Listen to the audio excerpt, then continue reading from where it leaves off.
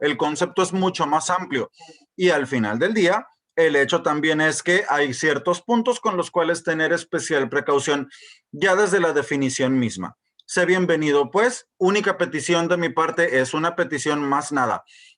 Una única petición de mi parte y desde el más profundo respeto es dudas, comentarios, retroalimentaciones. Por favor, tenemos disponible una caja de comentarios, una caja de chat, precisamente pues como para poderlos estar compartiendo. Las dudas no se guardan, por favor, Sote.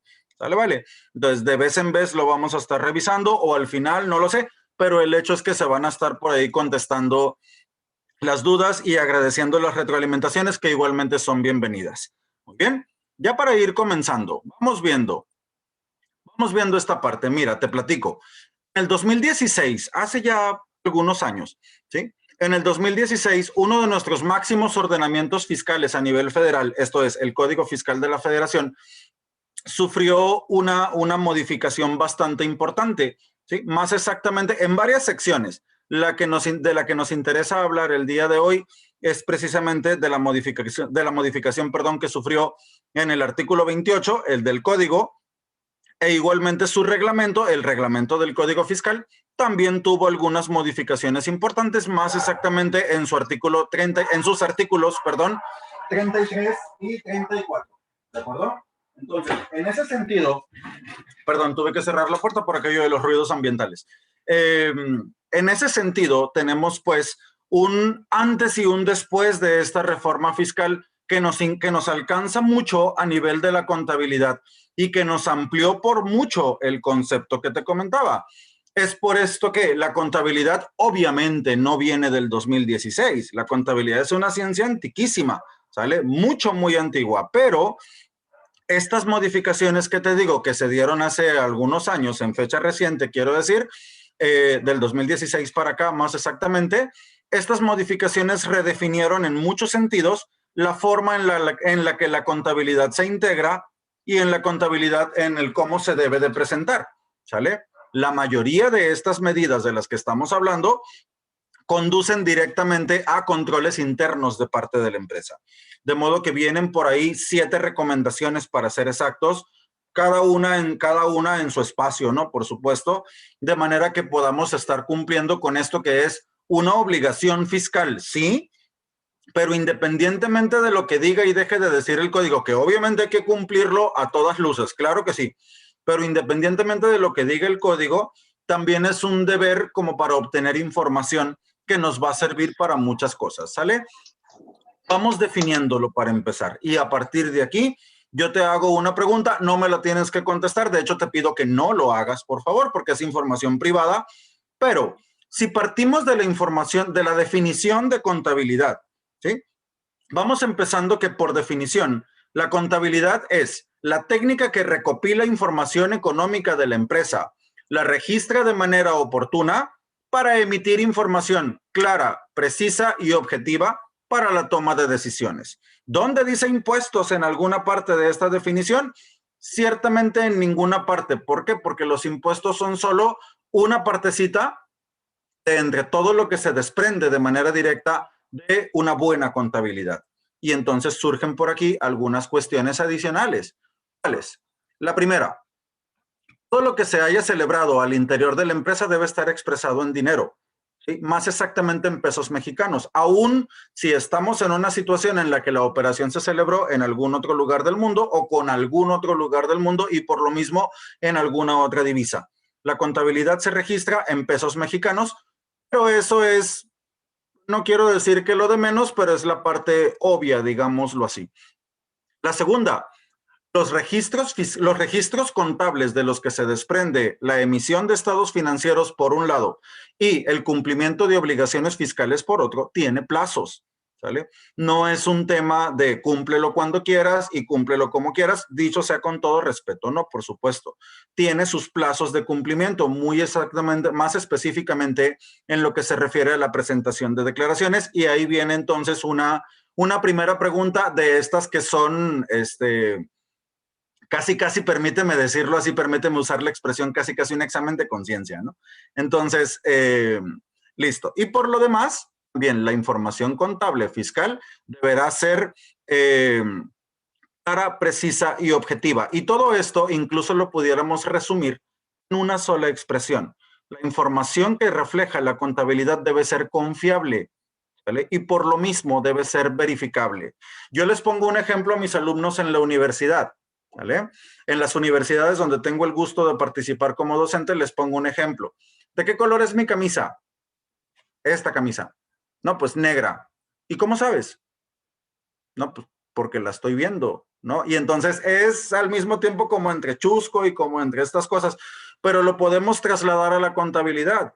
¿Cuánto saldo tienes en el banco? No, pues 18,220 pesos, ¿sí? ¿Y cómo sabes? Bueno, porque detrás tenemos un estado de cuenta que dice saldo al día último, 18,000. ¿Cuánto te debe Pedro Pérez? No, pues 500,000. ¿Y cómo sabes? Bueno, pues porque tengo un control de las carteras por cobrar. ¿Cuánto le debes tú a Juan de las Lomas? No, y así sucesivamente. Esta verificación de la información, colegas, esta información de esta verificación, perdón, de la información es básica al interior de la contabilidad y muchos contadores de pronto podemos brincarlo por alto. Lo digo por mí, ¿vale? No estoy hablando de nadie, lo digo por mí, ¿no? Entonces, de pronto podemos llegar a caer en ese error. Así es de que sería importante. Vienen más adelante algunas partidas contables, partidas financieras, partidas dentro de la empresa. Curiosamente, dentro de la contabilidad nunca se mueven. Caso de los inventarios, por ejemplo. Y ya me estoy adelantando no sé qué cantidad de láminas, pero bueno. Entonces te digo, examen de conciencia, autopreguntas, no me contestas, por favor. No son preguntas para contestarse, quiero decir, pero habría que ver nada más si la oportunidad y la verificabilidad, la verificación de la información que integra tu contabilidad son características que se están cumpliendo. Porque si no se están cumpliendo, no voy a cometer la grosería, ni es algo que yo considere, ni es algo que yo piense, pues. No voy a decir la grosería de que entonces la información no sirve, de que entonces, no. Lo que pasa es que si no se está haciendo de esa manera, entonces la información es profundamente incompleta. Y como es información dada para la toma de decisiones, nada menos, ¿sí? Entonces significa pues que algunas de esas decisiones pueden ser profundamente imprecisas. Te sorprendería saber la cantidad de empresas que me ha tocado ver, ¿no?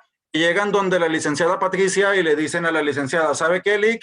Es que le vengo a cobrar porque tengo aquí un saldo pendiente de 1,118 pesos a su cargo y no sé qué. ¿Dónde voy y paso yo la vergüenza de que la licenciada, acto en mano, viene y me saca un comprobante de hace 2 meses que me dice que hace 2 meses me pagó, ¿no? Entonces, te digo, verificación de la información, por favor, y oportunidad. ¿De acuerdo? Entonces, sobre de esos pilares gira todo esto. Oye, ¿y eso qué tiene que ver con era electrónica? Porque precisamente es el nombre del tema. ¿Eso qué tiene que ver con aquello de lo que estamos hablando? Vamos para allá. Esto es solo la definición, esto es solo el tentempié, diríamos en mi pueblo, ¿verdad? Entonces, sobre decir, no estoy tirando piedras, los comentarios que se vierten en esta charla son desde el más contundente de los respetos, claro que sí, ¿no? Entonces, sencillamente son, pues, más tips que otra cosa, ¿verdad? Pero bueno, avanzamos. ¿Qué más tenemos por aquí?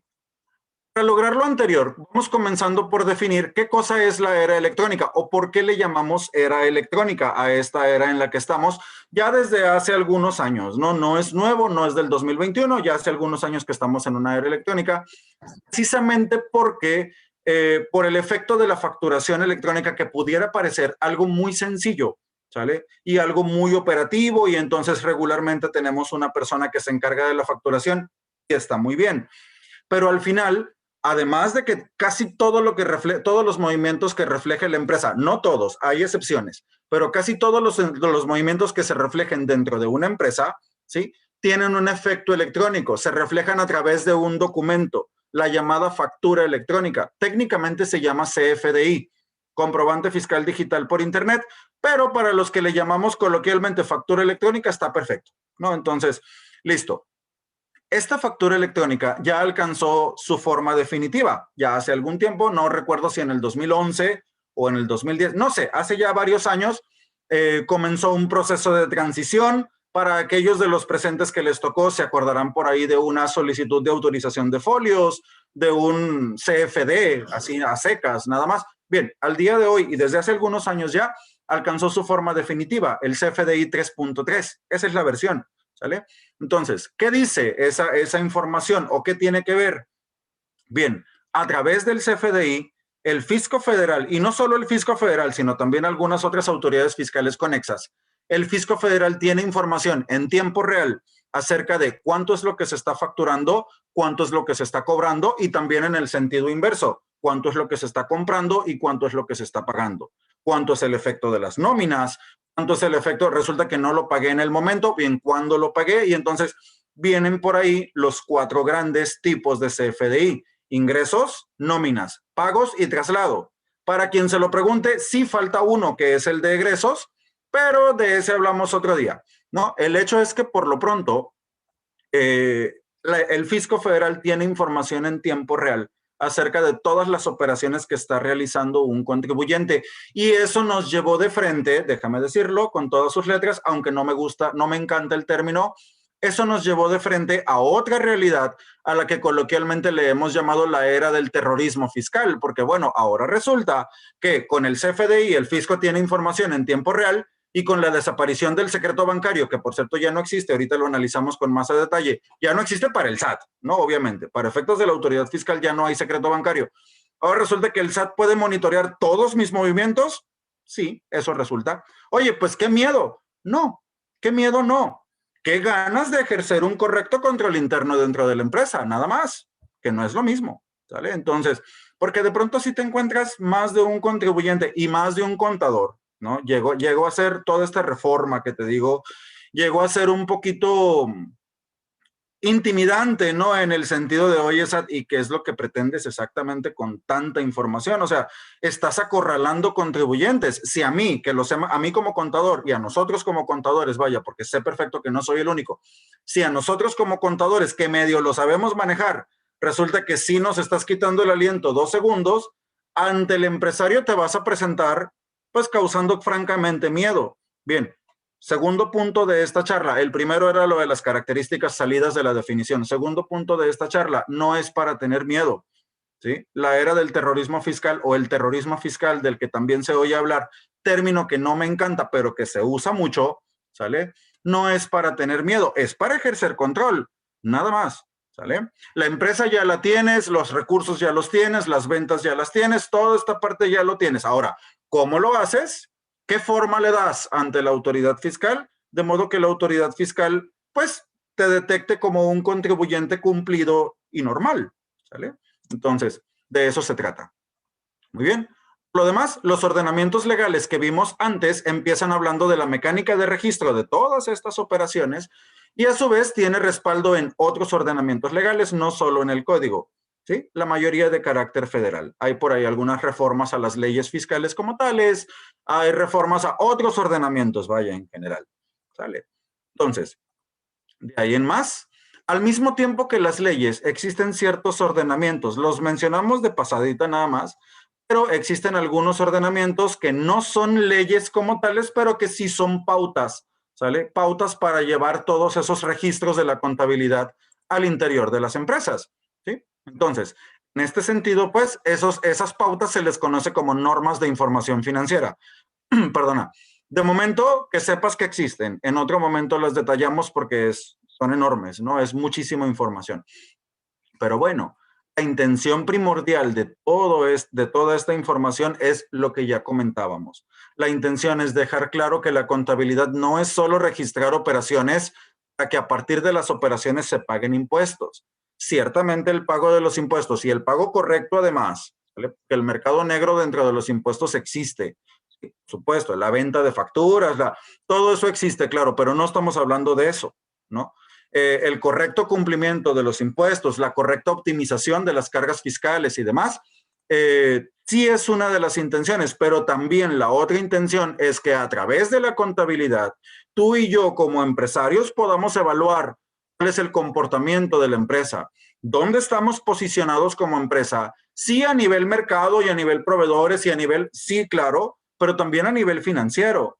¿Qué utilidades me está generando la empresa? Y te digo más, ¿qué utilidades me genera este producto y este producto? Porque te sorprendería saber que hay determinados productos, ¿sí? que no generan utilidades al interior de la empresa y hay que saber tomar decisiones sobre eso, decisiones que vienen y salen directamente de toda esta información. De manera pues que el propósito es fiscal y es financiero. Y como financiero es una evaluación y una proyección de la empresa. Para eso tenemos un par de documentos, para quien se lo pregunte, sí, son 4, pero los básicos son 2. Tenemos un par de documentos vitales dentro de la empresa conocidos como estados financieros. Ahorita vamos para allá. De modo pues que la contabilidad sí es una obligación fiscal, pero no es solo eso. También es un deber para poder obtener información precisa. Algunas recomendaciones son las que vienen a continuación. ¿Sale? Entonces, lo que te decía. Vamos a ver.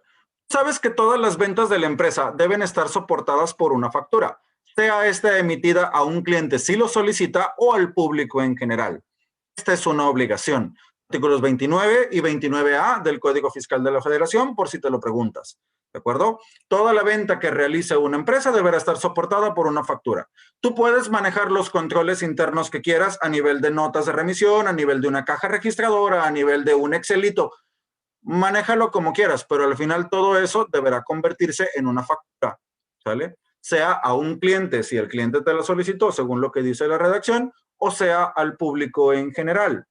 A través de esa factura electrónica 3.3, CFDI de ingresos, toda esta parte de la que ya venimos hablando, a través de esa factura el fisco puede saber lo que te decía, puede conocer en tiempo real de las operaciones que está realizando un contribuyente. Pero además entonces significa que tendríamos que darle al SAT no solo la información de la operación que se está realizando, sino el cómo. ¿Y a qué me refiero con el cómo? Método de pago y forma de pago, ¿sale? Entonces, vamos a verlo. Pues bien, vamos tomando especial precaución precisamente con el método de pago y con la forma de pago. Si esto te causa confusión, déjame decirte 2 cosas. Primera, no eres el único. A muchos nos ha causado confusión desde que existen las formas y los métodos, ¿vale? Y la segunda, un par de reglas pueden funcionar, pueden servir de algo. En primer lugar, si la factura es cobrada al momento, entonces vamos a usar el método de pago UE, pago en una sola exhibición, eso significa, y la forma de pago que corresponda, y entonces tenemos algunas claves, ¿no? 01 para efectivo, 02 para cheque, 04 tarjeta de crédito, etcétera. ¿Vale? Entonces, si la factura no está cobrada en el momento, entonces utilizaremos el método de pago PD y la forma de pago 99.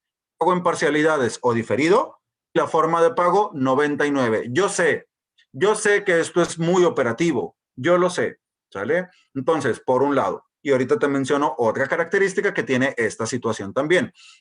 Es muy operativo, sí lo es, pero a partir de esta información el fisco va a tener, o a partir de estos datos, el fisco va a tener información acerca de no solo que la operación se realizó, sino del hecho de si la operación ya se cobró o no. Recordando lo que vamos a ver más adelantito o adelantándome a lo que vamos a ver en un momentito, a la causación de los impuestos para efectos fiscales y el flujo de efectivo para efectos financieros precisa, de hecho, de las ventas que se cobran y las compras que se pagan. Entonces, primer punto. Segundo, hay cualquier cantidad de clientes y de empresas, ¿sí?, que de pronto llegan a realizar este tema y hay una facilidad fiscal por ahí. Bueno, facilidad, me permito entrecomillarla. Ahorita te explico por qué. Hay ciertas facilidades para los contribuyentes. ¿Para qué? Para que si la factura no se ha cobrado en el momento, pero tú sabes que se va a cobrar dentro del mes, la emitas como si ya estuviera cobrada, ¿sale? Esto es, yo llego contigo el día de hoy, soy tu cliente de manera frecuente, por supuesto, no te voy a pagar el día de hoy porque tenemos una relación de pago una relación a crédito a 14 días. Dentro de 14 días todavía es junio. Técnicamente, tú tendrías que emitirme la factura el día de hoy utilizando el PPD y el 99 y dentro de 14 días cuando te pague, más o menos a finales del mes 25, pon tú, dentro de 14 días cuando te pague, emitirme otro documento que se llama complemento de pagos. Lo que dice la facilidad es, si tú sabes que el cliente te va a pagar dentro del mes, entonces genérala como si ya la estuviera pagada, como si ya estuviera cobrada la factura y te ahorras el complemento. ¿Por qué lo entrecomillé? ahorita, porque a mí me resulta una facilidad que el SAT la dio y que no voy a ser yo quien te la quite, obviamente, pero que a mí me resulta a mí personalmente, desde el campo profesional, me resulta una facilidad que de fácil no tiene nada, ¿sale? ¿Por qué? Porque da lugar a cualquier cantidad de confusiones. Oye, ¿y qué pasa si trasciende el mes y el cliente no me pagó? ¿Sale? Tendrías que cancelar la factura y luego volverla a generar, porque si no, lo que le estás diciendo al SAT con esa factura es que ya cobraste.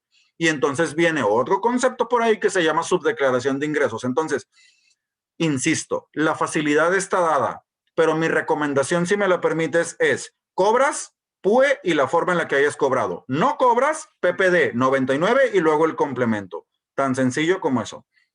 Y nos evitamos el tema de es que la emití, pero no me la pagaron y entonces la tengo que cancelar y volverla a remitir, pero adivina qué, para cancelar la factura necesito autorización del cliente desde el 2019 para acá, entonces se crea una situación de doble trabajo administrativo del que para empezar me parece que no tienes necesidad.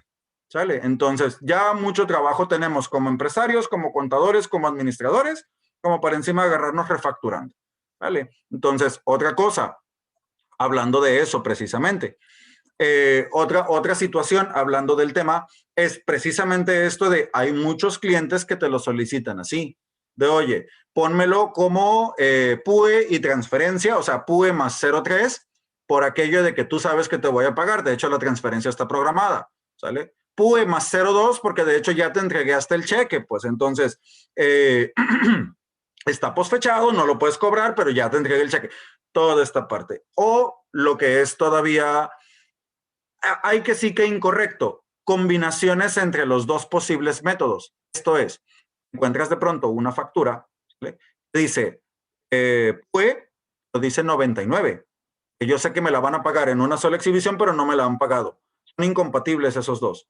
Una factura que dice PPD, dice 03. Son incompatibles esos dos. No me la han pagado, pero yo sé que cuando me la paguen me la van a pagar con transferencia. Son incompatibles. No lo digo solo yo, lo dice el anexo 20 de la miscelánea fiscal que publicó el SAT. ¿Vale? Entonces, estas reglitas de estas combinaciones. ¿Vale? Entonces, ¿por qué?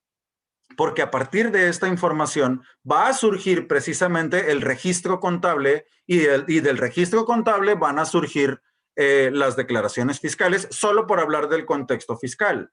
Si yo le digo al SAT, yo durante el mes tuve operaciones por 1,000,000 de pesos, ¿sale? De ese 1,000,000 de pesos resulta que solo cobré 600,000, ¿sale? En ciertas circunstancias, hay casos donde sí tengo que manifestar el 1,000,000, pero en términos generales, mi ingreso te puedo decir, como persona física, vaya, como persona física, mi ingreso van a ser los 600,000 pesos, no el 1,000,000, ¿de acuerdo? Si el 1,000,000 de pesos de la venta está facturado diciéndole yo al SAT que ya lo cobré, porque el cliente así me lo pidió, porque estoy confundido con los métodos, porque yo sé que ya me va a pagar, porque por lo que sea. Si el 1,000,000 de pesos está generado ya como ya cobrado, significa entonces que el SAT va a entender que tú ya cobraste el 1,000,000. Como te aparezcas con 600,000 pesos manifestados de ingresos, ¿sí? Aunque sea correcto, aunque esté conciliado, aunque tenga lógica, al fisco se le va a poner un gran signo de interrogación en la frente y es probable que venga y te pregunte. ¿Sale? Entonces, te digo, mejor, es muy operativo, pero tiene toda la trascendencia que te imagines. Así que, adelante. Tiene efectos fiscales en una u otra medida, dice la parte de abajo. ¿Bien? Ahora bien, ese efecto fiscal se refleja dentro de la contabilidad. Considera que la totalidad de tus ingresos por ventas que ya están facturados con una u otra condición deben estar registrados contablemente. Fernando, pero no lo he cobrado. Bueno, entonces cárgalo a clientes. Fernando, no lo he pagado. Bueno, abónalo a proveedores, pero regístralo. ¿Vale? Entonces, existe por ahí algo que se le conoce como la provisión de cuentas por cobrar, cuentas por pagar. No quiero caer en tecnicismos, como se llame es lo de menos, el punto es que debe estar registrado y dentro del registro deberá estar asociado al movimiento contable el archivo del que integra, perdón, la mayoría de las facturas que se conoce como XML. No lo digo yo, es una obligación, no lo digo solo yo, perdón, es una obligación contenida dentro de la estructura de la contabilidad electrónica que la gran mayoría de los contribuyentes, hay excepciones, ciertamente, pero la gran mayoría de los contribuyentes están obligados a enviar. Y parte de lo que integra esa contabilidad es precisamente asociarle el XML a la factura.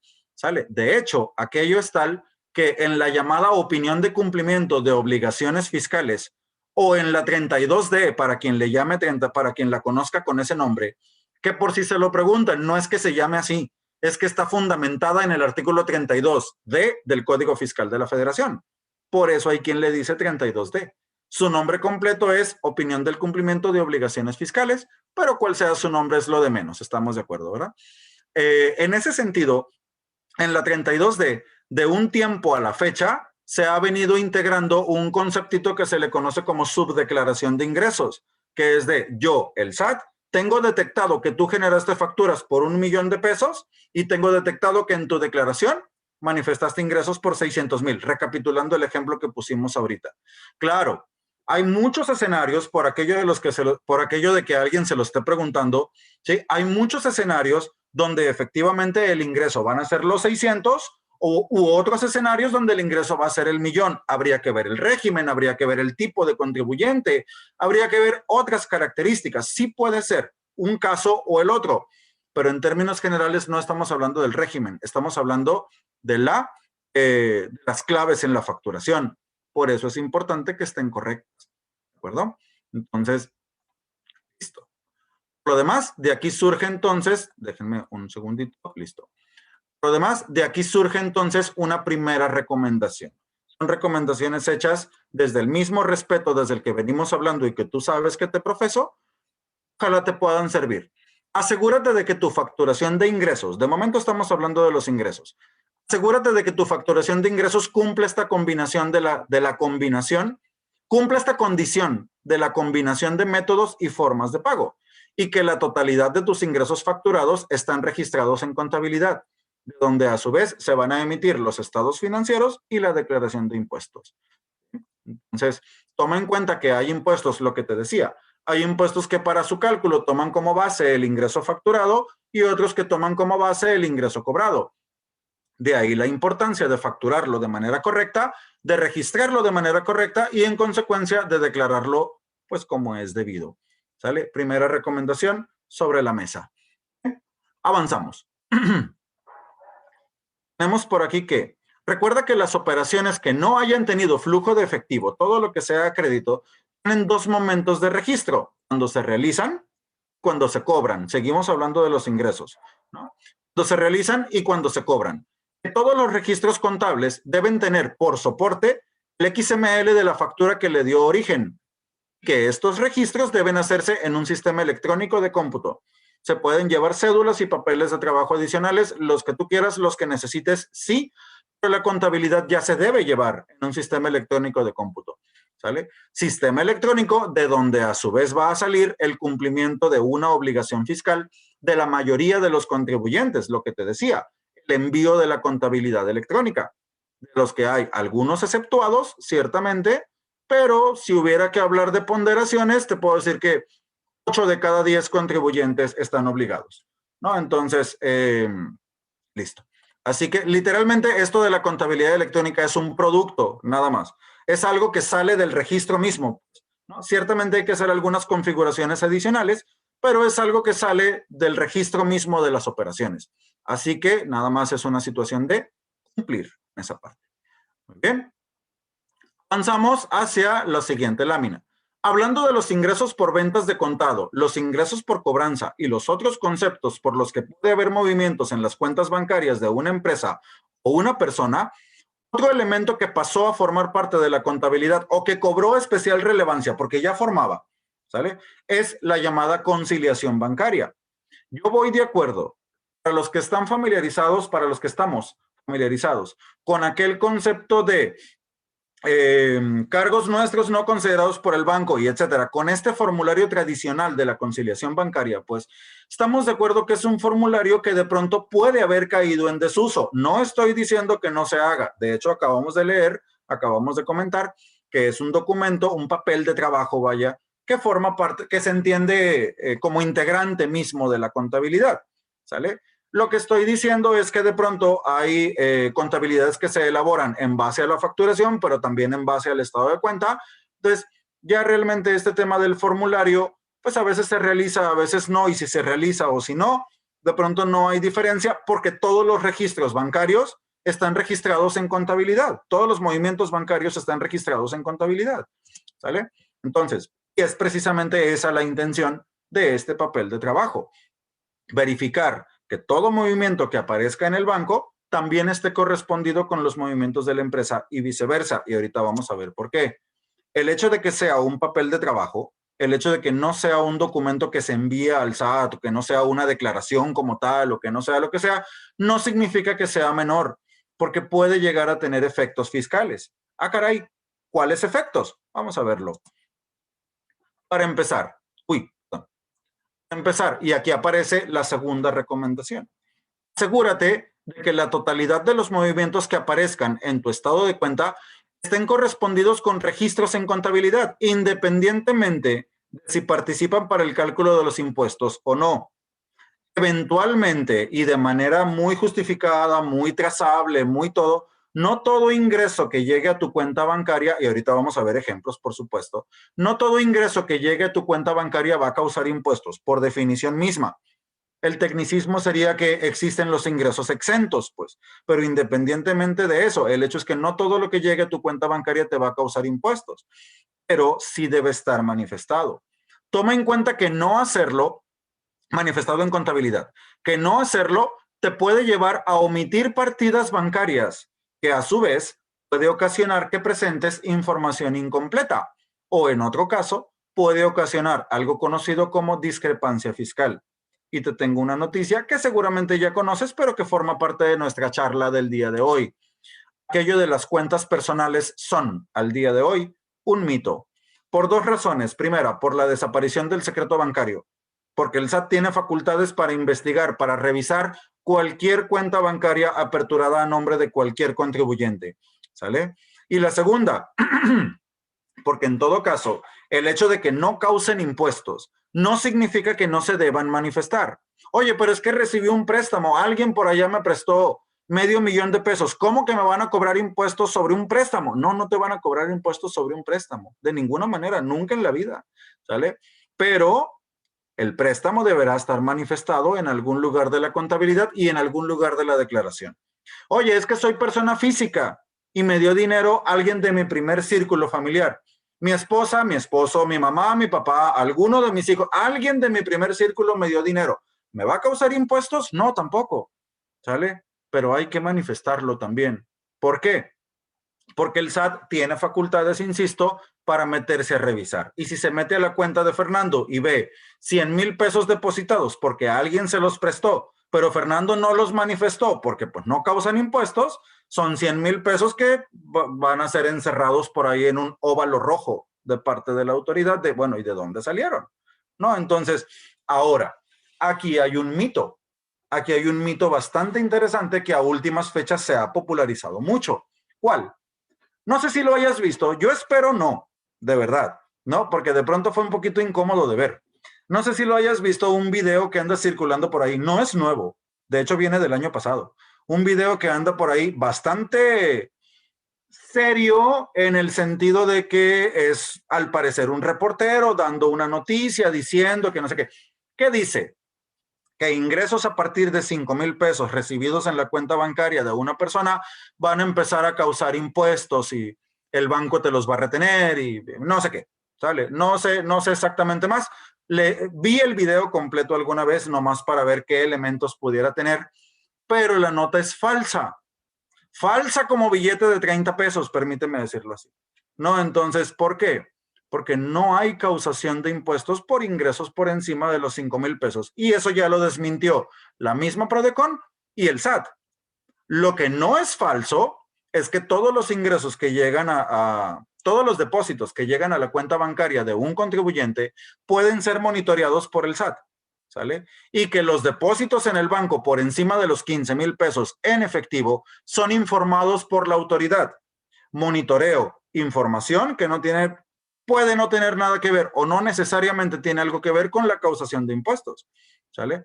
Pero que sin embargo hay que manifestar. Entonces, si llegas a ver el video o si ya lo viste, bueno, que sepas que no funciona así. No es que el banco te vaya a retener impuestos. Oye, Fernando, pero antes los retenían. Sí, antes existía un impuesto espantoso conocido como IDE, el impuesto a los depósitos en efectivo, ya desapareció. Hace muchos años que desapareció, de hecho. Oye, ¿por qué espantoso?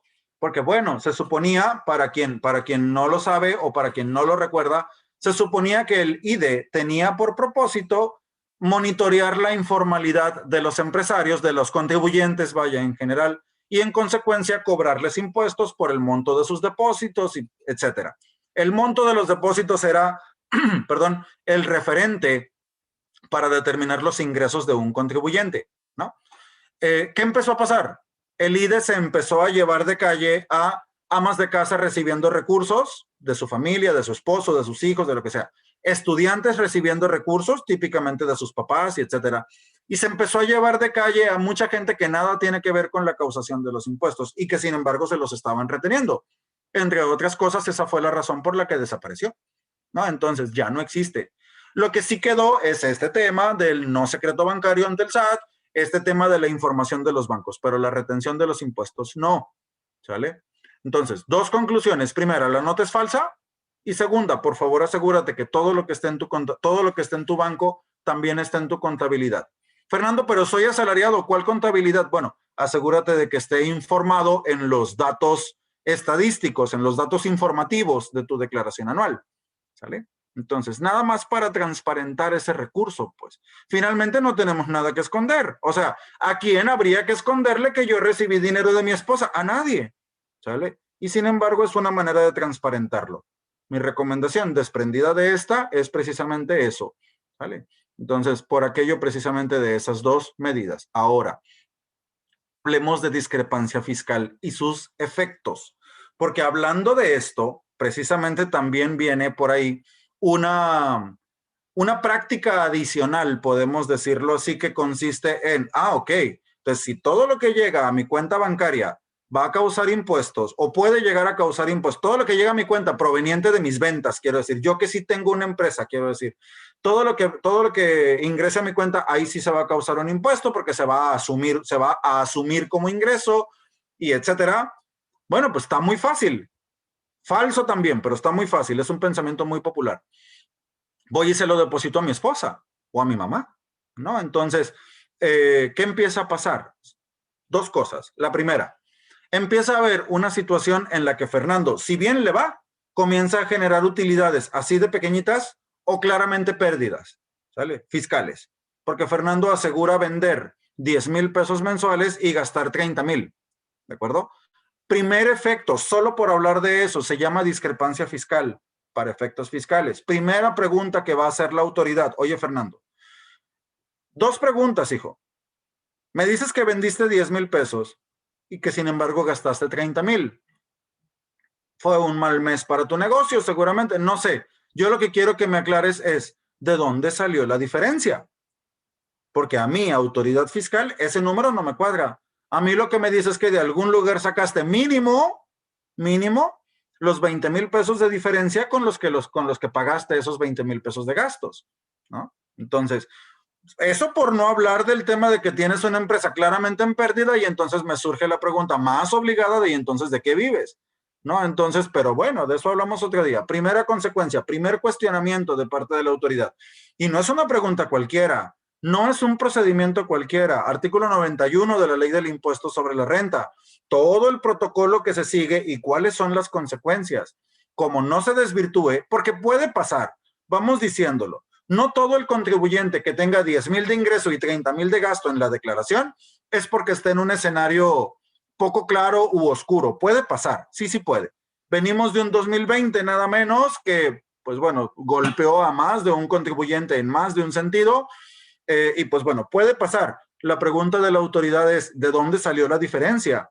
¿No? Y es importante contestarle llegado el momento de que la autoridad pregunte, porque si no, tiene facultades, la misma autoridad tiene facultades para asumir que en realidad ese dinero proviene de las ventas y entonces cobrar impuestos sobre de esa diferencia. Es importante contestarlo, pero eso es solo el primer punto. El segundo punto, ya ves que dijimos ahorita que está muy fácil porque no lo deposito a mi cuenta, se lo deposito a mi esposa. Recuerda lo que platicamos acerca del no secreto bancario para efectos fiscales y entonces tenemos, señora, con todo respeto, Tiene usted movimientos en su cuenta bancaria y yo quiero saber de dónde lo sacó.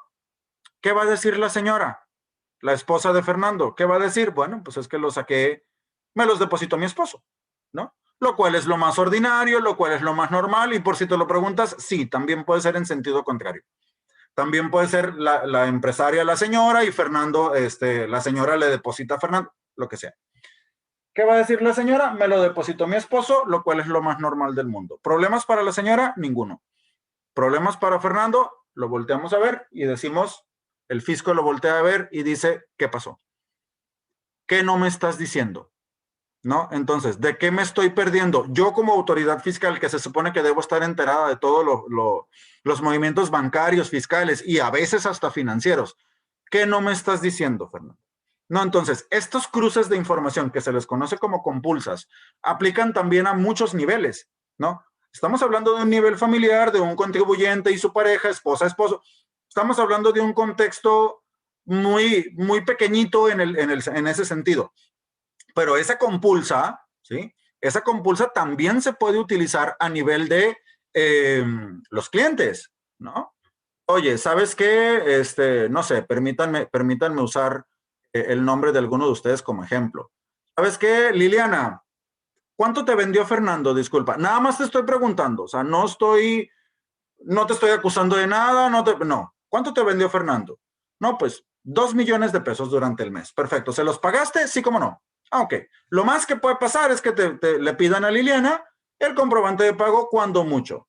Resulta que Fernando por allá fue y apareció diciendo que no tuvo ingresos, que fue un mal mes, ¿sale? Que cerró, de hecho, o que tuvo ingresos, pero los tuvo de 500,000 pesos. Entonces, ese tipo de cruces de información, chicos, es importante tenerlos en cuenta. Y por si alguien se lo pregunta, que no creo, pero por si alguien se lo pregunta de, oye, ¿y cómo voy a saber en qué momento le pregunten a Liliana o a José Luis o a María? ¿En qué momento le preguntan de las operaciones que yo realicé con ella? No, no lo sabemos, ni tú ni yo. Pero si no lo podemos saber, podemos prevenir que a través de una de esas compulsas el fisco detecte alguna información que no le estamos manifestando. Hasta allá nos llevó ya el tema de la contabilidad, chicos, ¿sale? Entonces, y estamos hablando de contabilidad, la definida por muchos, o ¿sí? La que muchos definimos como, sí, cargo ya bueno y luego presento impuestos y luego ya acabé, ¿no? Entonces, pues no. Entonces, dos escenarios posibles a través de las relaciones, a veces si tú quieres un poquito privadas, familiares típicamente, las relaciones con clientes, también las relaciones con proveedores, ¿sale? Que bien pueden venir a parar directamente hasta acá. Otro escenario también, tiendas departamentales. Bueno, entonces no se lo deposito a nadie, ¿sale? Si me estás diciendo que a mi esposa también la pueden ir a preguntar y me pueden descubrir por ese lado, pues no se lo deposito. En lugar de eso, yo utilizo ese dinero para ir a pagar, ya sabes, mi tarjeta de crédito de la tienda departamental o la tarjeta de crédito bancaria o la mensualidad del carro o lo que tú quieras. La noticia es este tema de los bancos, la mayoría de las tiendas departamentales, la mayoría de las agencias de carros, todos estos, también comparten esta obligación de informarle a la autoridad de los movimientos en efectivo que están recibiendo, ¿sale? Entonces, si resulta que yo digo que tengo un ingreso de 200,000 pesos en el mes, pero un gasto de 199, pues entonces generé una utilidad de 1,000. ¿Cómo vivo con 1,000 pesos al mes? No sé, no me preguntes. El hecho es que yo tengo una utilidad de 1,000 al mes, pagué impuestos sobre esa utilidad y felices y contentos. Resulta que por allá, esta tienda departamental de logos rosas y origen español, ¿sale? Porque si digo Liverpool sería hacer el comercial, ¿verdad? No, no es cierto. Esta tienda departamental fue y le dijo a la autoridad, porque es su obligación, o sea, no es un tema de te voy a delatar, no, es su obligación. La tienda lo que está haciendo es cumplir una obligación, nada más. ¿Sale? Fue y le dijo a la autoridad que Fernando apareció en el mes haciéndole un pago de 20,000 pesos a su tarjeta de crédito, porque tiene línea de crédito y porque por lo que tú quieras, 20,000 pesos manifestados. ¿Sale? Sale. La pregunta obligada del SAT es, oye, Fernando, ¿qué no me dijiste que vivías con 1,000 pesos mensuales? Entonces, si nomás a la tienda departamental fuiste y le pagaste 20, entonces ya me perdí, ¿no? A ver, ven para acá. No, entonces, este tipo de situaciones, ¿sabes? no te asustes, no es la intención, no lo va a hacer nunca, porque además no hay por qué, no hay de qué, ¿sale? Si te quisiera asustar, ya te hubiera contado un cuento de terror, no te asustes, no hay razón, pero sí hay razón para ejercer un control interno correcto, nada más, ¿sale? Entonces, listo. Vamos a ver. Visto todo este tema de la parte de los ingresos, ¿qué pasó con mi mouse? Se hizo loco, perdón. Ahí está. Visto todo este tema de la parte de los ingresos, vámonos con la otra parte, la parte de los gastos. ¿Qué pasa con los gastos? ¿Cómo preguntan de pronto? Y digo, me gusta, ¿no? Perdón si la expresión sonó a otra cosa. ¿Cómo preguntan qué cosa es gasto y qué cosa no? ¿Y qué cosa es válida y qué cosa no? Aquí viene una respuesta que yo considero bastante apropiada a reserva de la opinión profundamente respetable de ustedes, ¿verdad? Pero aquí viene una opinión. Ahorita vamos para allá. Los gastos funcionan bastante igual que el tema de los ingresos, ¿no? En el sentido de regístralos en contabilidad, en el sentido de están soportados muchos. Aquí sí que no todos. Podrá haber algún gasto por ahí que de pronto pueda tener la empresa que pueda no estar soportado por una factura electrónica, pero son ciertos y cuáles. Caso de las depreciaciones, caso de una pérdida cambiaria, caso de ciertos conceptos muy puntuales, ¿sale? Entonces, pueden estar relevados de estar soportados por un CFDI, ¿sale? ¿Vale? Pero bueno, el hecho es, vamos a ver algunas cosas importantes por considerar respecto del tema de los gastos, incluyendo este tema de cómo saber qué facturo y qué no. Vamos a verlo, ¿vale? Recuerda que con muy pocas excepciones, bueno, lo que ya dijimos, con muy pocas excepciones, todos los gastos deben estar soportados por un documento electrónico, un XML emitido por tu proveedor, porque así como nosotros tenemos la obligación de facturarle a nuestros clientes, también nuestros proveedores lo tienen, y entonces es un ciclo sin fin, en el que yo le facturo a mis clientes y mis proveedores me facturan a mí, ¿sale? Entonces, por si te lo preguntas, las excepciones son, por ejemplo, los pagos de ciertos conceptos estatales como la tenencia o de contribuciones federales como el IMSS o los mismos impuestos. Nota importante, aclaratoria, a reserva de hacer la corrección en el material y compartírtelo. Ya hay un CFDI de parte del IMSS, ¿no? Hasta del IMSS, ¿no? Entonces, pero bueno, sigue habiendo algunos. Estos deben ser registrados en contabilidad en dos momentos, cuando se realizan y cuando se pagan. Claro, si son gastos pagados de contado, bueno, los registras como gasto de contado y se acabó, no va más. Pero bueno, precisamente aquí dice, para el caso de que esto no se realice al mismo tiempo. Así, podrás llevar en tus registros un control adecuado de tus proveedores y demás cuentas por pagar. Alguna vez me tocó ver el caso de un contribuyente al que en su cuenta bancaria le devolvieron dinero de un proveedor porque fue y le pagó dos veces, ¿no? Entonces, no estoy tirando piedras hacia ningún lado, no lo voy a hacer en ningún momento, pero es importante, ¿sí?, manejar. Así como manejamos una sana cartera por cobrar, ejemplo que poníamos ahorita de la licenciada Patricia, a la que yo fui y le cobré y a la que yo fui, lo que sea, así igualito, así con los proveedores, para evitar pagarle dos veces, ¿no? Entonces, que ya pasó, ya ha pasado, ¿no? Entonces, listo. Siguiente recomendación puesta sobre la mesa, una vez más, si me la permites. Asegúrate de que la totalidad de tus compras y tus gastos estén registrados en contabilidad, con independencia de que estos estén pagados o no, y que estos registros estén soportados con el documento electrónico de que hablamos, con el XML, vaya, cuando aplica. Hay casos donde no, pero cuando aplica, adelante. De que los pagos que hagas con posterioridad sean respaldados por un complemento de recepción de pagos. ¿Te acuerdas del CFDI de tipo pago que vimos ahorita que hablábamos de las facturas? Bien, lo conoces perfecto, estoy seguro, pero me permito hacer una muy pequeña reseña del CFDI de pagos. Cuando no se realiza un pago o un cobro en el momento en el que se realiza la factura, cuando el pago o cobro se realice, se debe emitir otro CFDI, ¿sale? Que a pesar de ser otro tipo de CFDI, es más bien un complemento, una adición a la información que ya habías contenido, porque ya no estás volviendo a vender nada, ni estás manifestando en el nuevo CFDI que estás vendiendo otra vez. Lo que estás diciendo en ese nuevo CFDI es que ya estás o pagando o cobrando, según sea el caso.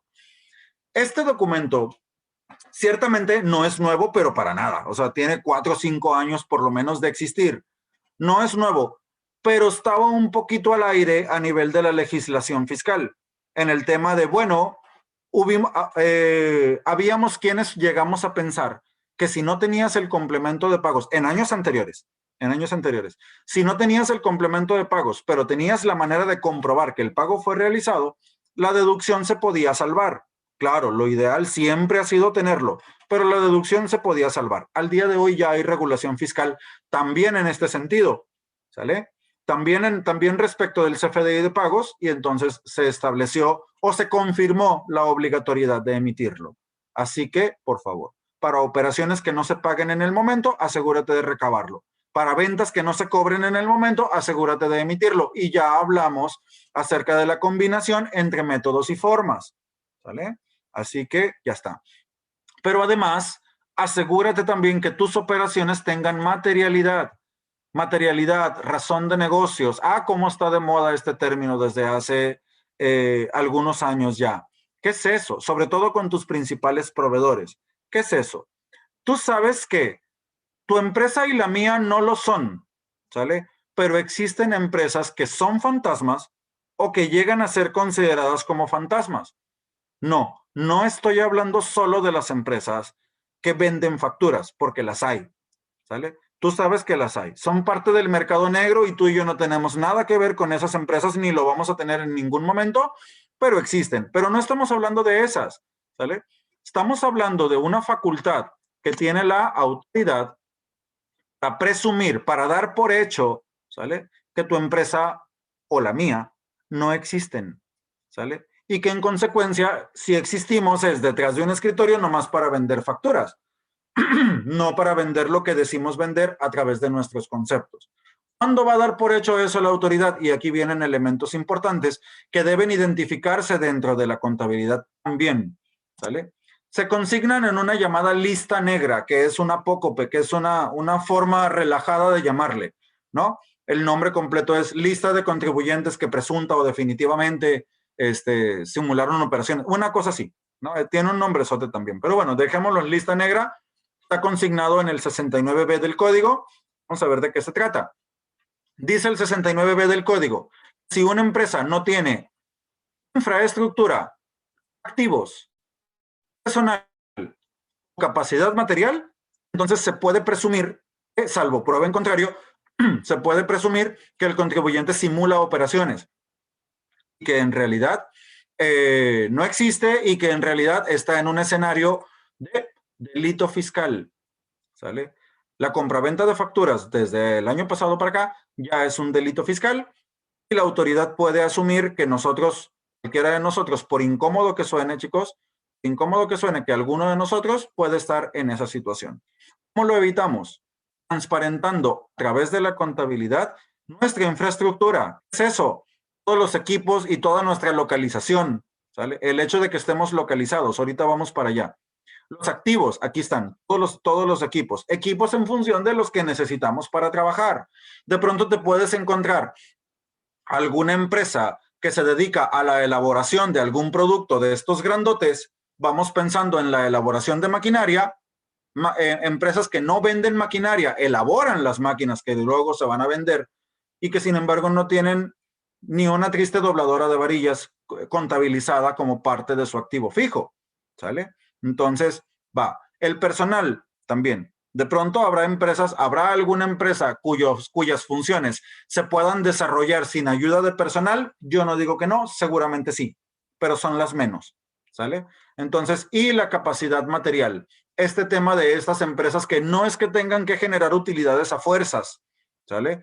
Pero una empresa que está generando una pérdida sobre de la otra puede llegar a caer en un cuestionamiento pues bastante interesante, ¿no? Entonces, precisamente estas cuatro situaciones, el 69B, más que un artículo con la mala noticia, chicos, que el fisco tiene la facultad para insinuar o afirmar que somos empresas fantasma, etcétera, el 69B es más un checklist.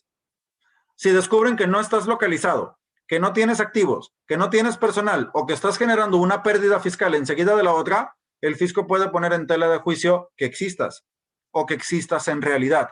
Así que un checklist, 4 cosas que revisar, ¿vale? Entonces, ¿para qué? Para no caer en esto. Pero no estamos hablando solo de nosotros, también estamos hablando de nuestros proveedores. De un tiempo a la fecha, muchos proveedores, para otorgar crédito o para otorgar ventas siquiera, se han visto en alguna situación por ahí en donde les piden cuánto papel y cuánto documento se necesite, ¿sale? Lo cual es correcto. ¿Cuál es la intención de parte del cliente? Asegurarse que el proveedor no es una empresa catalogada como esta naturaleza. Te voy a decir por qué. Oye, y si yo tengo todo eso manifestado, porque estoy localizado, porque mis activos, por supuesto, porque mi personal, obviamente, cada semana la nómina, porque tengo utilidades, pocas o muchas, pero las tengo. ¿Quiere decir entonces que estoy libre de polvo y paja?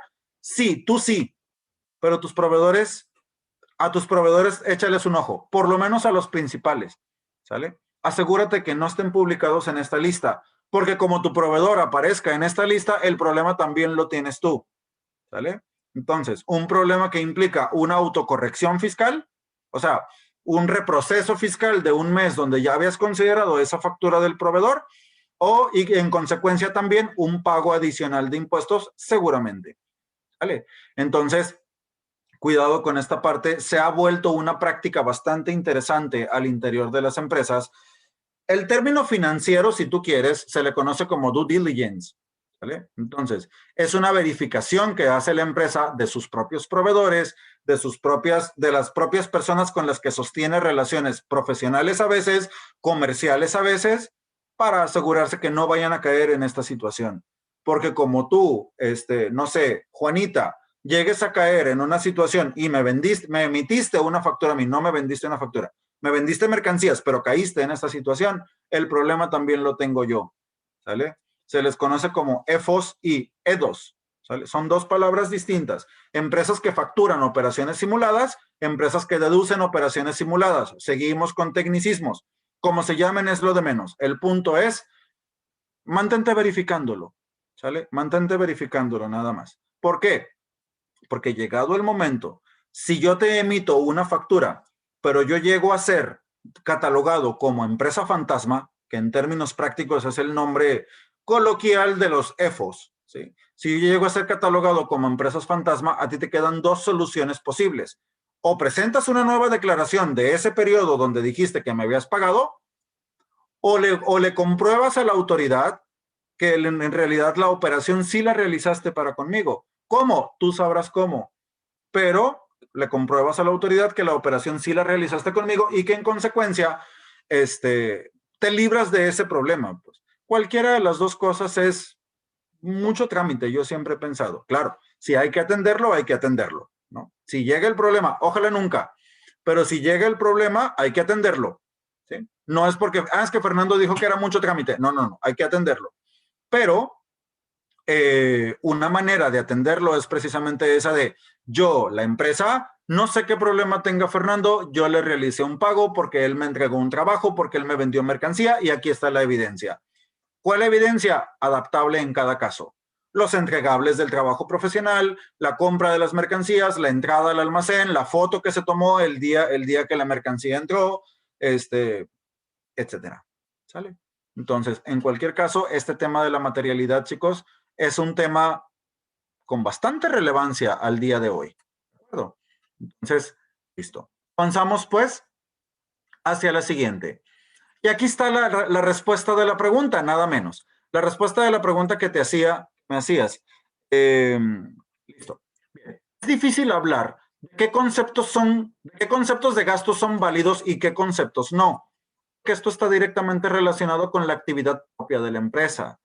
Me sorprendería saber, tengo clientes que están en esa situación, me sorprendería saber que hay clientes que pueden llegar a realizar una compra en Walmart y sin embargo deducirla, porque su giro les da para deducir la compra de 3 verduras y 2 marquetas de carne. Pues. Entonces, en ese sentido, hay empresas que sí pueden llegar a deducir esas cantidades, esos conceptos. Hay empresas que no.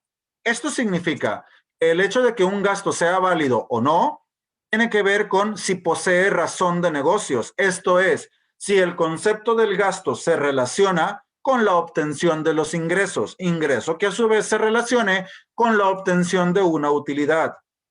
¿A qué se dedica mi cliente que deduce facturas del centro comercial? Tiene un restaurante. Por eso lo puede deducir. ¿Sí? Entonces, te sorprendería saber que de pronto hasta mis manos llegan facturas de restaurante, perdón, del súper, ¿sale?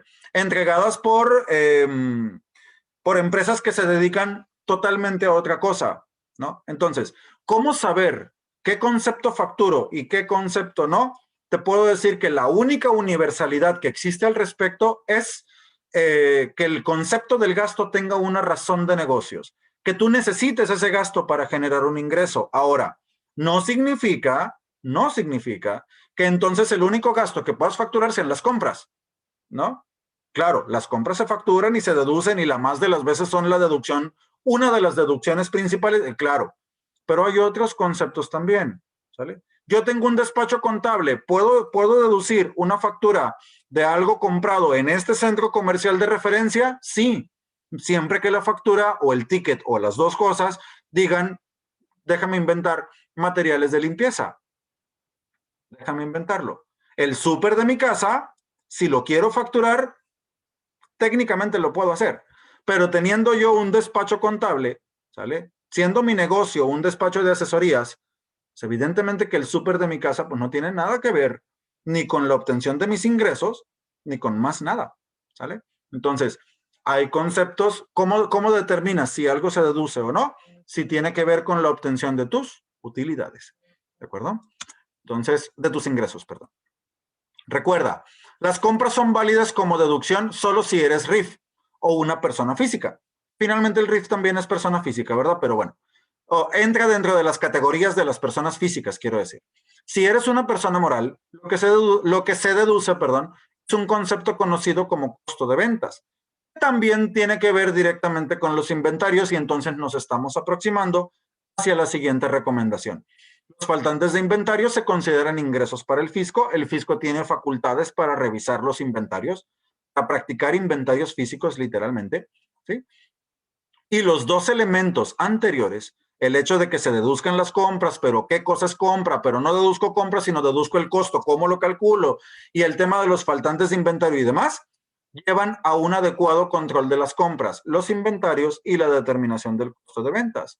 Por eso, aquí está la cuarta recomendación de la mañana. Asegúrate, por favor, que tu control interno en inventarios esté teniendo efectos en contabilidad, porque además del óptimo control de faltantes y sobrantes o de mínimos y máximos del almacén, son controles muy internos, muy ordinarios, muy operativos, ¿sale?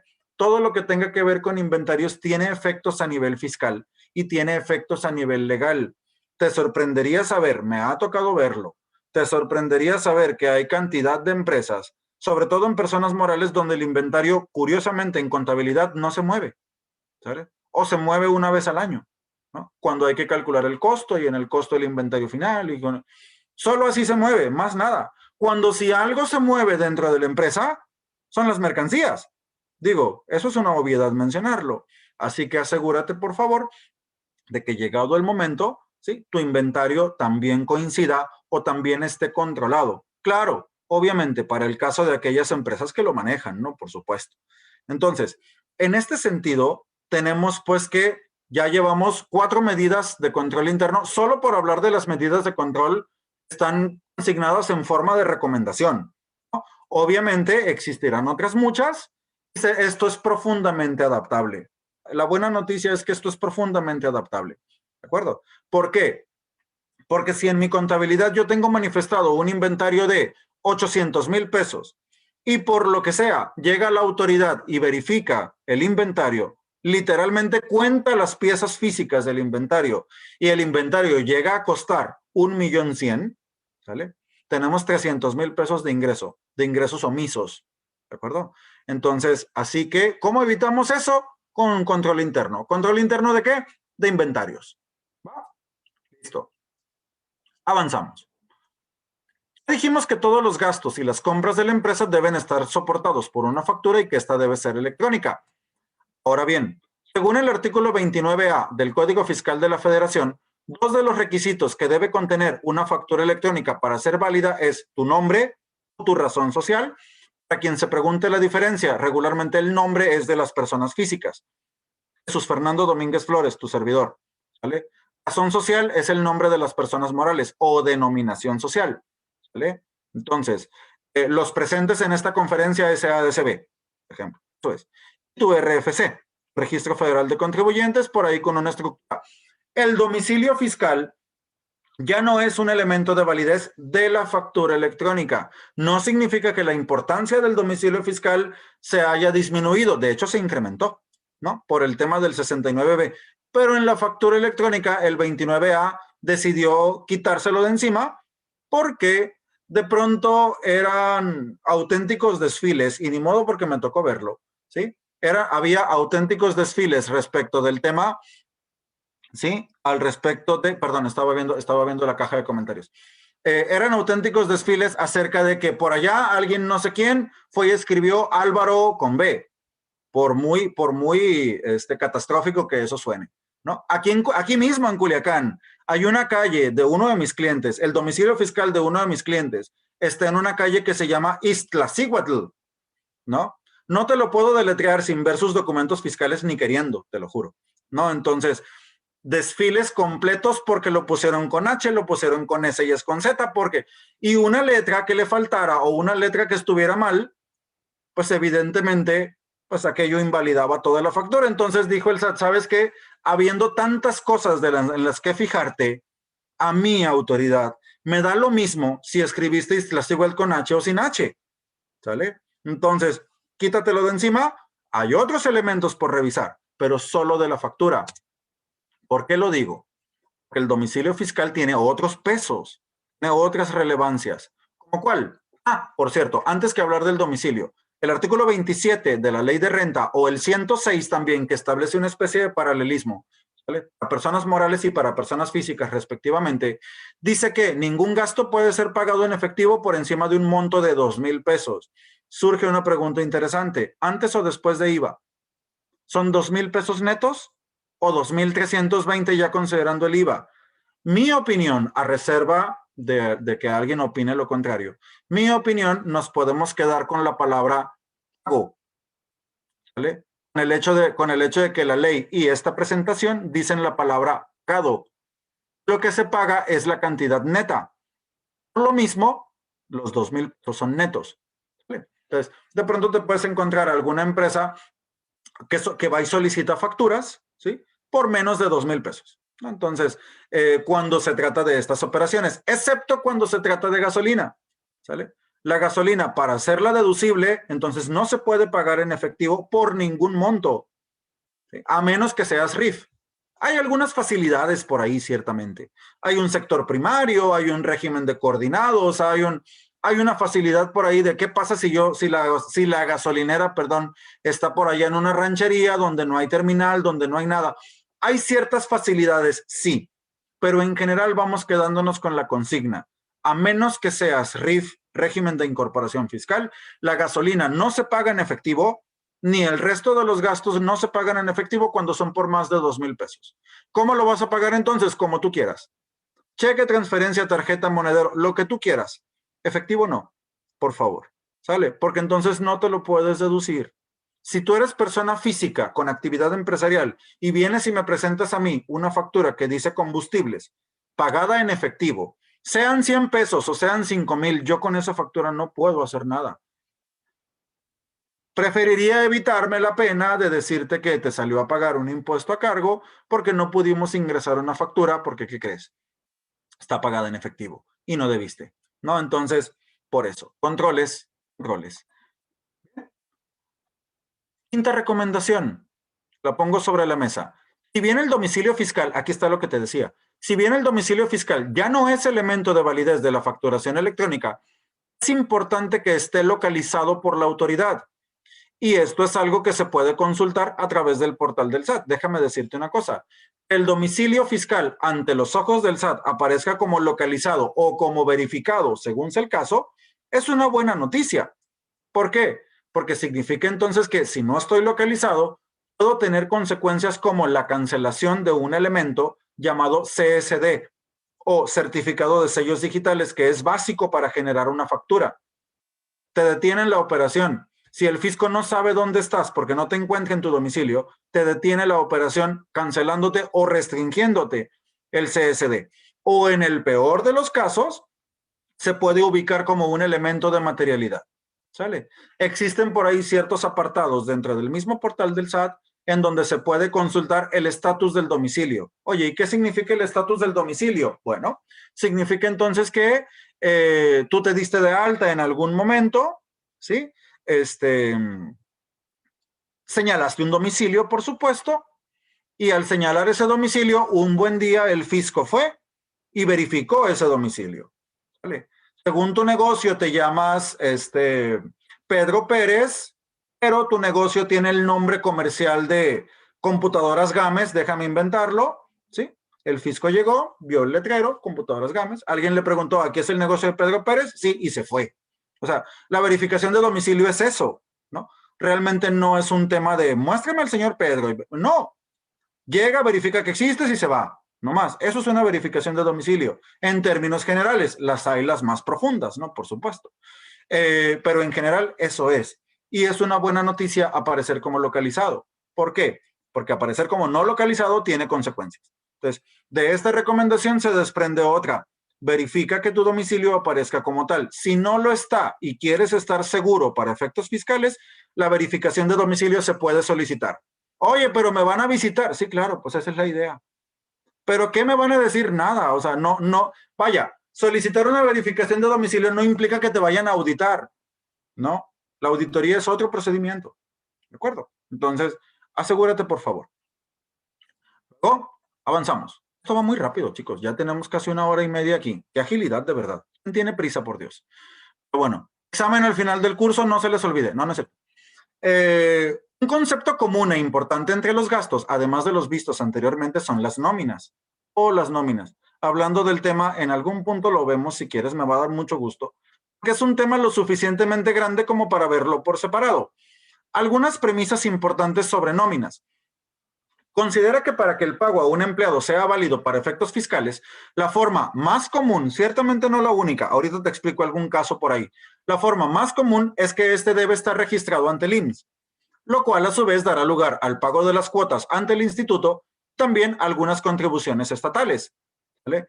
Y que la contratación de la fuerza laboral da lugar a la integración de un expediente que también forma parte de la contabilidad. Artículo 28 del Código. ¿Sale? Los documentos asociados con la contratación de personal, llámale contrato, llámale el expediente del trabajador, llámale las nóminas, forman parte de la contabilidad. ¿Sí? Entonces, ¿por qué te decía que la forma más común no la única? Porque existe por ahí otra variante de los pagos a personas prestadoras de servicios que se conoce como los asimilados a salarios. De esos hablamos en otro momento, pero que sepas que existen. Los asimilados a salarios, la diferencia, una de las diferencias que tienen es que no están registrados ante el IMSS. ¿Sale? Nada más cuidado con los asimulados, porque luego aparecen empresas que ahora resulta que no tienen ni un solo trabajador, que todos son asimilados a salarios, ¿no? Entonces, pero bueno, por ahorrarse el IMSS, según ellos. Pero bueno, digo, listo. ¿Qué pasa con las nóminas? Vamos a verlo. Ya que podemos dar por hecho que este expediente de trabajadores es un tema resuelto, igual que la afiliación del trabajador ante el IMSS, considera también algunas cuestiones importantes sobre esto. Bien, en primer lugar, salvando que la empresa puede llevar controles de nómina en un formato o en otro, la llamada lista de raya, pues, que puede ser un Excel, que puede ser el formato que arroja el sistema de nóminas, que puede ser lo que tú quieras. Tú llévalo donde quieras, pero además, la nómina debe tener una versión electrónica, un CFDI de nómina, una factura electrónica, déjame decirlo así, de nómina. ¿Sabe? Ya hablamos hace ratito que no se llaman facturas electrónicas, su nombre técnico es CFDI.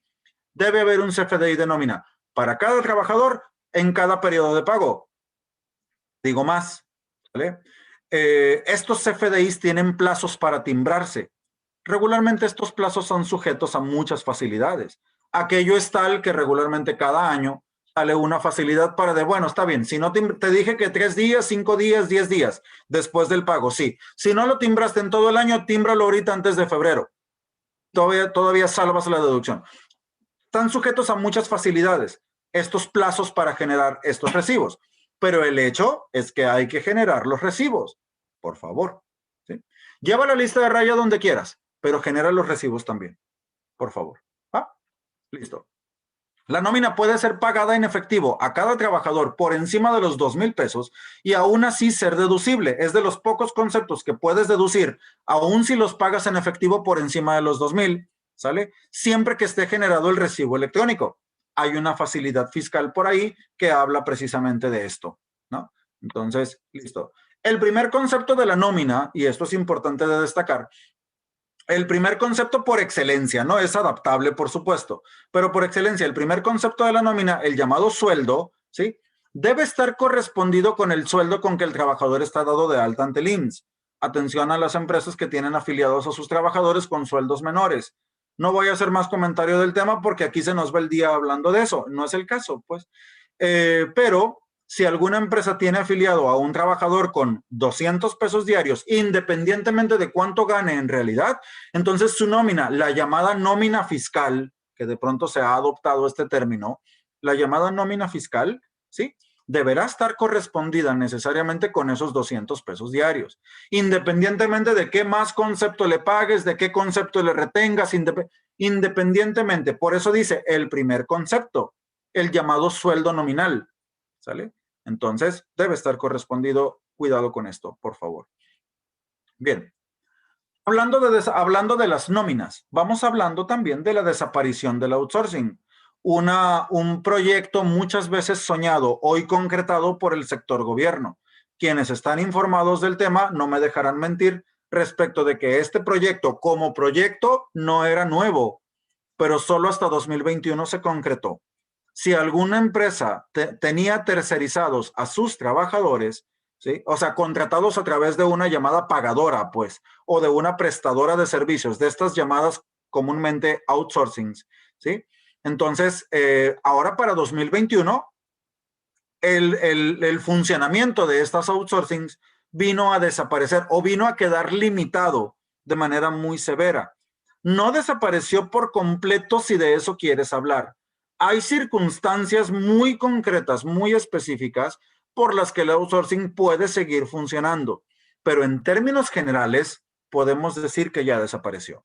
Esto significa que, salvando algunos plazos, salvando algunos requisitos, la empresa que tenía trabajadores tercerizados ahora los debe contratar por su propia cuenta, con todo lo que eso implica, ¿vale?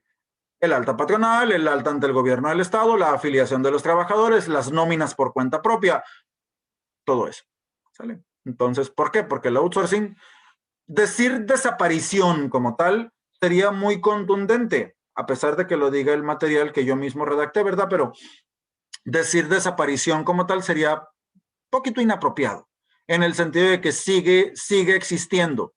En casos muy puntuales, muy pequeñitos, servicios especializados, por si te lo preguntas, ¿no? Entonces, vaya, pero en términos generales, si yo quiero contratar a un trabajador cuya ejecución de las funciones tiene que ver con mi giro empresarial, no lo puedo tercerizar. Y si lo tercerizo, entonces los pagos que le haga al trabajador a través de esa empresa para mí no son deducibles, ¿no? Entonces, es el recurso legal del que se valió el legislador precisamente para prohibir esta práctica. ¿Por qué lo digo?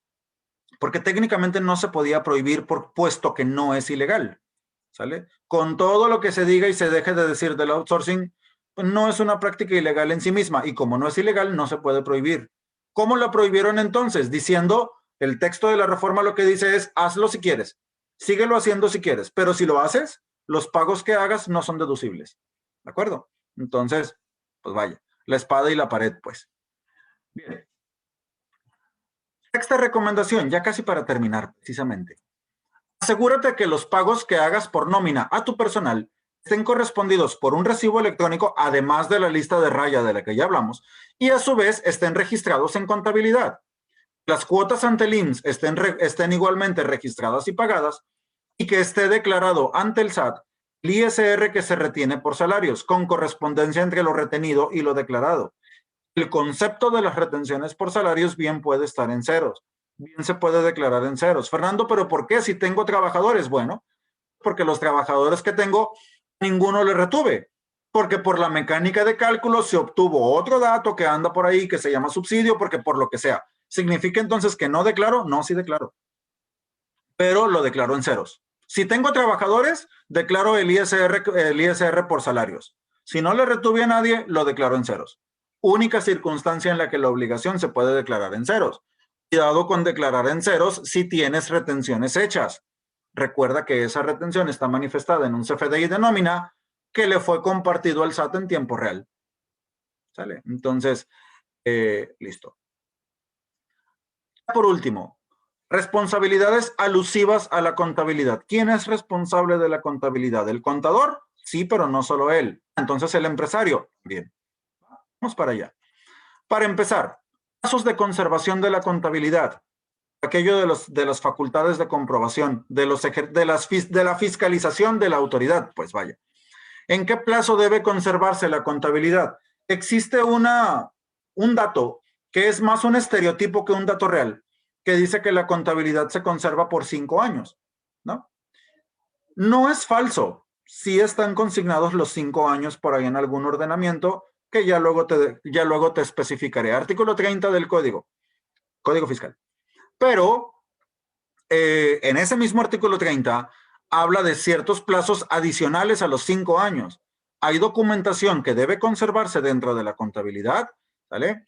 Hasta por 10 años o a partir del 2021 hay documentación que debe conservarse dentro de la empresa para toda la vida de la empresa, ¿sale? ¿Qué significa?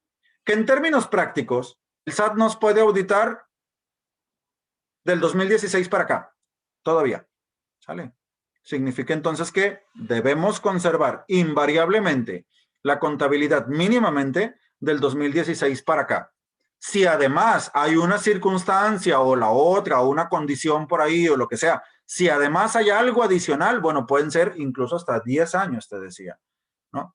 Incluso puede haber ciertas causales por las que a mí me pueden procurar información contable del 2012, del 2014, por allá, ¿sale? Entonces, o hay ciertos documentos a partir del 2021 me van a poder procurar por un plazo sin término. Bien, entonces, ¿cómo qué? Como los documentos constitutivos de una empresa, como los estados financieros, como los documentos relativos a la aportación de capital de los socios o al retiro de los socios. Todo eso no tiene prescripción para su conservación, así que es importante. Y otra cosa, la contabilidad, y esto es importante también me parece, la contabilidad se conserva en el domicilio del contribuyente. Te lo digo por aquellos contadores que de pronto andamos coleccionando contabilidades completas de añísimos del empresario. No es que esté mal, somos el contador, claro que está bien, pero la idea es regresársela al contribuyente cuando la desocupamos, pues digámoslo así, para que el contribuyente la conserve por esos plazos en su domicilio. Bien, listo. Más. Responsabilidades de los socios y el representante legal y responsabilidades de los asesores contables y fiscales de la empresa. Aquí entra al quite el concepto de la responsabilidad solidaria. Porque si bien es cierto, el responsable, llegado el momento de una complicación, es el empresario mismo o su representante, ¿sí? Lo cierto también es que esta responsabilidad es compartida por otras personas, ¿sale? Sus asesores contables, sus asesores fiscales. Somos responsables de lo que decimos, pues, permiso. Somos responsables de los comentarios que le llegamos a hacer a un cliente, ¿no? Entonces, habría nada más que tener especial precaución con la práctica, ¿sí? Con la práctica contable, con la práctica empresarial, pero también con las recomendaciones. Porque si yo te digo, ¿sabes qué? Ve y compra una factura, si estás metido en un problema de muchos impuestos, de mucho lo que sea, mira, yo conozco a alguien, mira, lo que sea, en ese momento, número uno, yo me acabo de meter en un problemón legal de los de aquellos, ¿vale? Y número dos, te acabo de meter a ti también, ¿de acuerdo? Entonces, en caso de que decidas hacerlo, porque es que me recomendó mi contador, ¿no? Entonces, cuidado, por favor, cuidado con lo que se practica. ¿Por qué? Porque la evasión fiscal, la defraudación fiscal son conceptos que existen y que de pronto pueden no ser tan lejanos como uno pudiera pensarlos. Entonces, ¿por qué lo digo? Que de pronto se estereotipa mucho la defraudación fiscal, por ejemplo, con el delito grandote del lavado de dinero y las grandes empresas y todo. Y ciertamente sí, ¿no? Ciertamente sí es, no sé qué tan sencillo, pero de pronto es muy mediático. Este tema de la empresa que no pagó y que la están obligando a pagar, es muy mediático, sí, pero no significa que los demás, los que no somos tan grandes todavía como empresas, quiero decir, estemos libres de responsabilidad en este sentido. Fernando, ¿de qué me estás hablando? De que no pagar una retención, ¿sale? De que no pagar un impuesto retenido, no presentar declaraciones durante un determinado periodo consecutivo, ¿sí? De que comprar una factura, porque es que al cabo no pasa nada, porque quien me la vendió me dijo que si me metía en un problema, él me defendía. Porque por lo que sea, ¿sale? Estamos hablando del escenario de los problemas legales. Deja tú lo antiético, que lo es. Estamos hablando de problemas legales, ¿sale? Entonces, por favor, ¿va? Adelante. Avanzamos. El cierre de periodo, el cierre del proceso contable, la balanza de comprobación y los amarres. ¿Qué cosa hay que verificar en una balanza? En primer lugar, el cuadre de las cifras. Balanzas descuadradas, no, por favor. Yo voy de acuerdo que hay balanzas que se descuadran, que falta algún proceso por ejecutar en el sistema y eso se soluciona ejecutando el proceso, más nada. Sencillito. ¿Va? Va. Pero ya si se trata de una pólizas descuadradas, claramente, no, por favor. ¿Sí? El saldo de bancos, la conciliación bancaria, el saldo de las carteras por cobrar y por pagar, el saldo de los inventarios, claro, no necesariamente todos los meses, a lo mejor un inventario selectivo donde vamos a inventariar todos los ítems que están en esta parte del almacén, adelante. No es como que te tengas que amanecer todos los meses verificando el inventario, pero verifícalo. El registro de ingresos y egresos y sus soportes y el saldo de los impuestos por pagar. Todo eso forma parte de la contabilidad, porque con todo esto van a ir a surgir precisamente una serie de documentos, pero además, antes que eso, séptima recomendación, para asegurarte de que el efecto tributario de los registros contables está correcto, apóyate en la opinión del cumplimiento de obligaciones fiscales. ¿Sí? Un documento que se puede consultar a través del portal del SAT. Es gratuito, es por internet, se necesitan algunas contraseñas, pero obtenerlo es sencillo. E incluso considera solicitársela a tus proveedores. Este documento idealmente debe estar emitido en positivo, porque a pesar de que se llama cumplimiento de obligaciones fiscales, no contiene solo la información estrictamente hablando de la presentación de la declaración, de las declaraciones. También contiene información respecto de localizado o no localizado, en el 69B sí o no,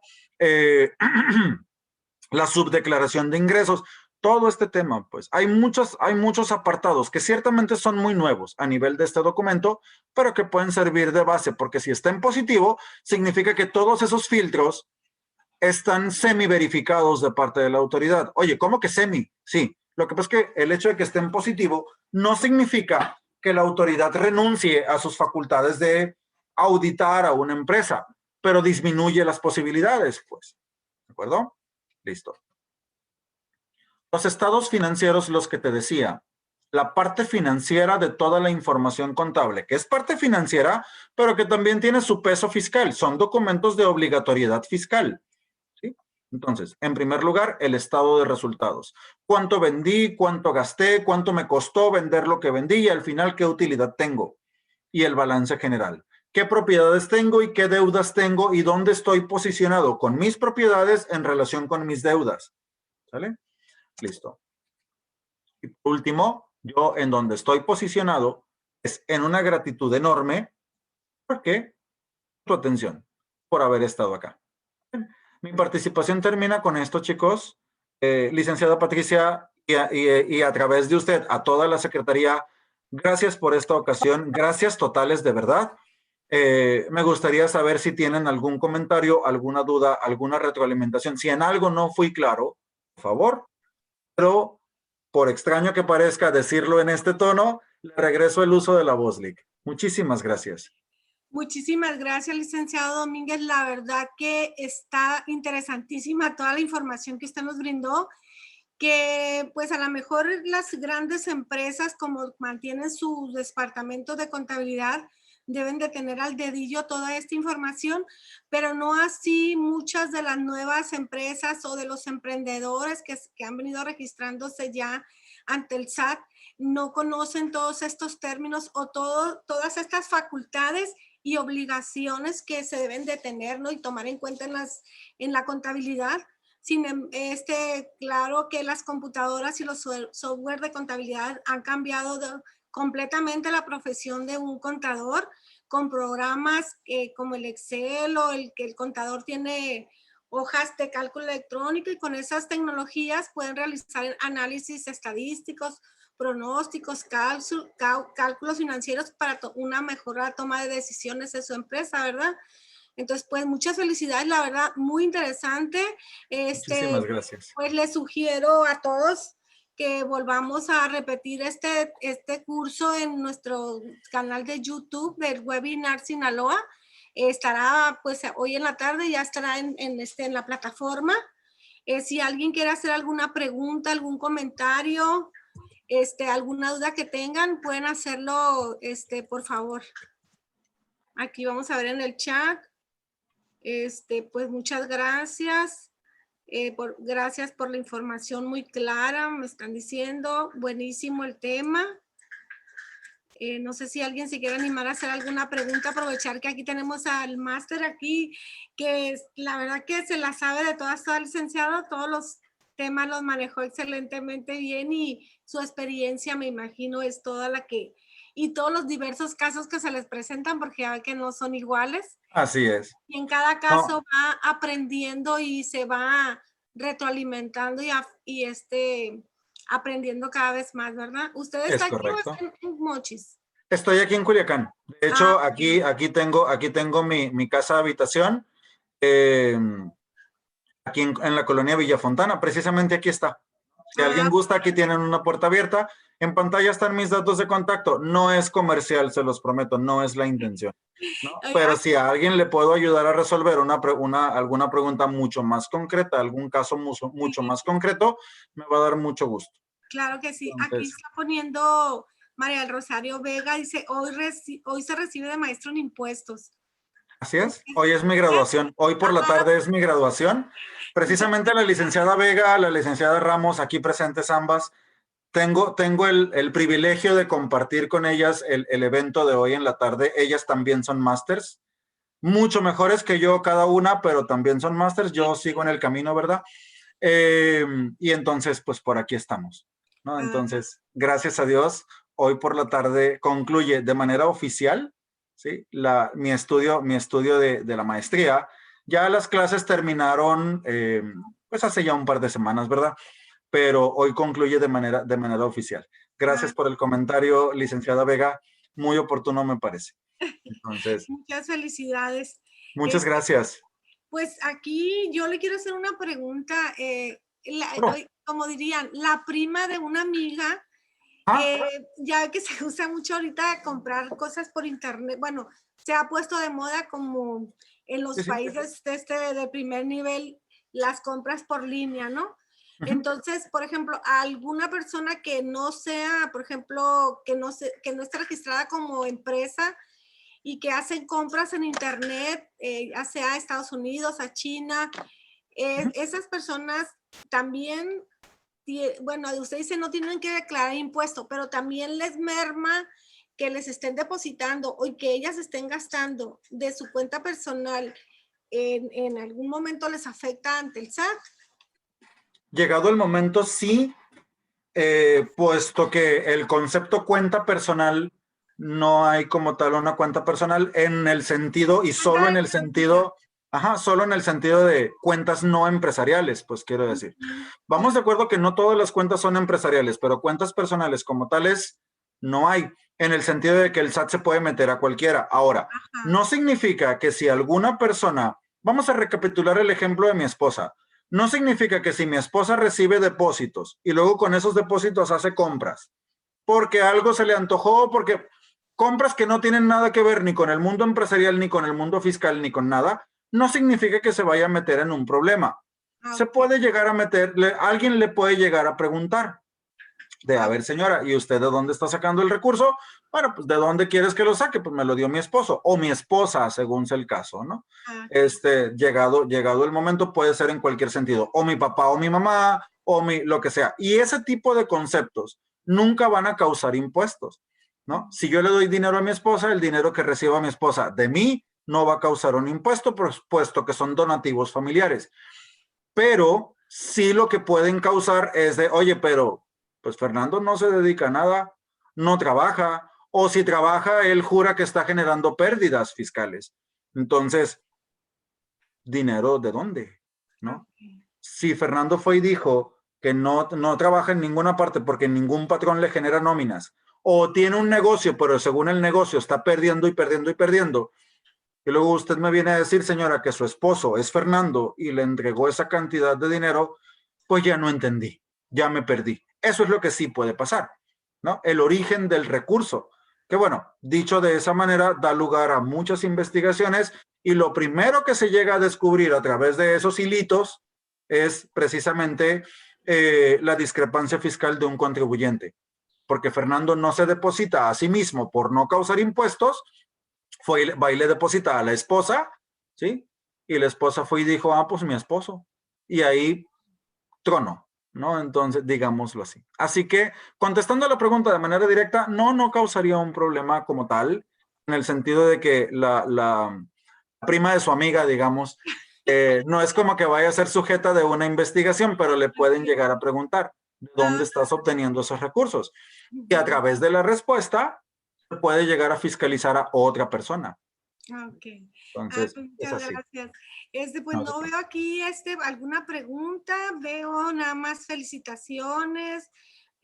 Obviamente, nuevamente María Rosario Vega, Xochitl Canizales, Mónica Cárdenas, Jesús, María Rosario Vega, Lili Ramos, Ricardo Castañeda, que muchas felicidades, excelente presentación, muy clara la información. Muchas gracias. Pues, pues entonces agradecer a nombre del licenciado Javier Lizárraga, a la licenciada Moraima Yacín y a nombre de todos los que trabajamos en la Secretaría, pues agradecerle su participación, licenciado Domínguez, y la asistencia de todos los participantes e invitarlos a que sigan continuando y participar en los webinars próximos. Cada semana tenemos una nueva cartelera con excelentes expositores como el del día de hoy, excelentes temas, y también invitarlos a que vuelvan a presenciar o a ver las conferencias y talleres en nuestro canal de YouTube, Webinar Puro Sinaloa, y ahí podemos ver tanto el tema de hoy como los pasados. Muchísimas gracias, agradeciendo nuevamente que tengan buena tarde y pues a seguir cuidándonos porque la pandemia lamentablemente aún continúa, ¿verdad? Aún estamos en pie con eso, así es. Y ya le sumamos el calor que ya se dejó venir con todo, así que Bastante. doble precaución. Señores, gracias nuevamente por haber decidido Gracias. estar. Gracias por sus comentarios y por su atención. Tengan la mejor de las tardes. Igualmente, licenciado. Gracias. Hasta luego. Hasta luego.